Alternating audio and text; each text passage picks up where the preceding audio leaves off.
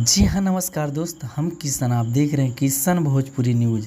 खेसारी लाल यादव जी का बहुत ही बवाल देवी गीत का टीजर रिलीज हो गया दोस्त।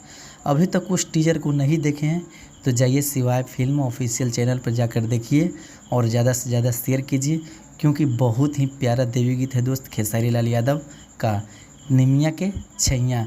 तो आप लोग बिल्कुल रेडी रहिए, कल रिलीज होगा दोस्त फुल वीडियो सॉन्ग शिवाय फिल्म ऑफिशियल चैनल पे। अगर बात किया जाए दोस्तों, इस गाना को लिखे टुनटुन यादव जी और म्यूजिक दिए हैं आर्या शर्मा जी और गाए हैं खेसारी लाल यादव जी।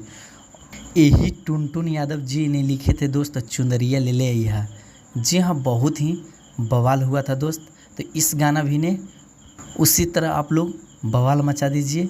निमिया की छैया कल रिलीज होगा फुल सॉन्ग दोस्त।